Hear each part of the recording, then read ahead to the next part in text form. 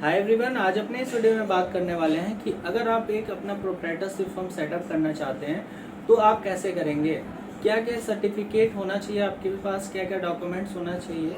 तो चलिए आज अपने इस वीडियो में इसी से रिलेटेड डिस्कशन करते हैं कि आप अपना प्रोप्राइटरशिप फर्म कैसे सेटअप करेंगे और आपका कंप्लायंस कैसे होगा ड्यूरिंग द ईयर। ठीक है, तो सबसे पहले अगर हम लोग बात करें तो उद्यम रजिस्ट्रेशन सर्टिफिकेट। उद्यम रजिस्ट्रेशन सर्टिफिकेट आपको पता ही होगा, ये आधार बेस्ड सर्टिफिकेट होता है। अगर आप अपना प्रोप्राइटरशिप फर्म सेटअप करते हैं तो वहाँ पे ऑर्गेनाइजेशन का नाम यानी कि जो यूनिट है आपका, उसका नाम, उसके नाम से आप अपना उद्यम रजिस्ट्रेशन सर्टिफिकेट निकलवा सकते हैं। उसमें सारा डिटेल रहेगा आपका बिजनेस का, उसमें यूनिट क्या रहेगा, नेचर ऑफ बिजनेस क्या रहेगा और एड्रेस कहाँ रहेगा। तो ये पर्टिकुलर, इसके अलावा उद्यम रजिस्ट्रेशन सर्टिफिकेट नंबर भी उसमें मेंशन रहेगा।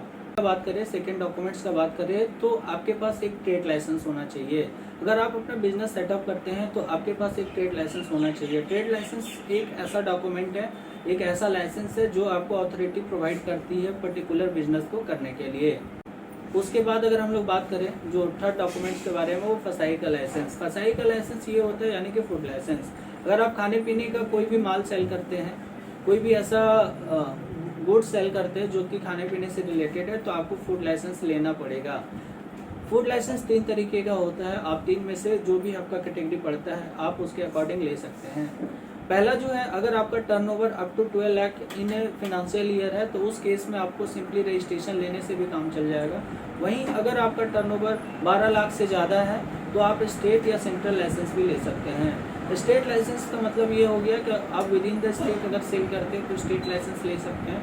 वहीं अगर सेंट्रल लाइसेंस यानी कि एक स्टेट से दूसरे में जाए तो आप सेंट्रल लाइसेंस ले सकते हैं।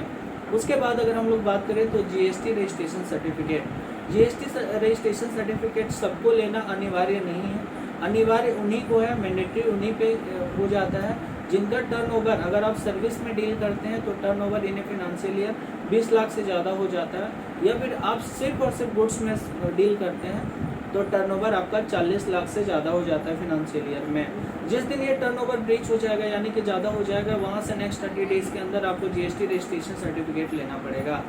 अगर आप नहीं लेते हैं तो क्या है कि आप जीएसटी का वायलेशन कर रहे हैं। हाउएवर ये जो टर्नओवर है वो कम भी हो सकता है, किस स्पेसिफिक स्टेट्स कुछ है जैसे मणिपुर, मिजोरम, त्रिपुरा, नागालैंड, ऐसे स्टेट्स को लेकर के ये जो टर्नओवर का लिमिट है वो कम भी हो सकता है। वहाँ पे टर्नओवर लिमिट हो जाता है 10 लाख रुपए। ठीक है, तो ये सारे थे डॉक्यूमेंट्स, ये सारे सर्टिफिकेट्स थे। इन सब को लेकर के क्या है कि आप अपना प्रोप्राइटरशिप बिजनेस सेटअप कर सकते हैं और बिजनेस चला सकते हैं, सेल परचेज कर सकते हैं। इट इज़ वेरी ऑब्वियस कि जब आप बिजनेस को अपना चलाते हैं तो उसमें क्या है कि आपका पैसा आता है अकाउंट्स में। जब वो पैसा आता है तो वो क्या है कि आपको इनकम टैक्स रिटर्न के थ्रू शो करके आप अपना आईटीआर फाइल कर सकते हैं। ये जो इनकम टैक्स रिटर्न जाता है आपका, इसमें आईटीआर 4 जा सकता है या फिर आप ऑडिट करवा करके आईटीआर 3 भी जा सकता है। आईटीआर 4 उस केस में जाएगा जब आप पीटीएस के अंदर सेक्शन 44 एडी के अंदर आप अपना रिटर्न फाइल करेंगे आईटीआर 4। उसमें क्या करना पड़ेगा कि अगर आपका जितना भी कैश रिसीट है उसका मिनिमम 8% प्रॉफिट दिखाना पड़ेगा।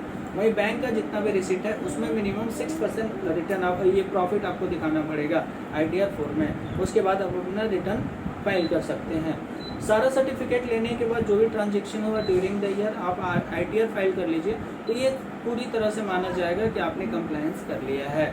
इस वीडियो में बस इतना ही। ऐसे इन्फॉर्मेटिव वीडियो के लिए मेरे चैनल पे बने रहे। Thank you very much.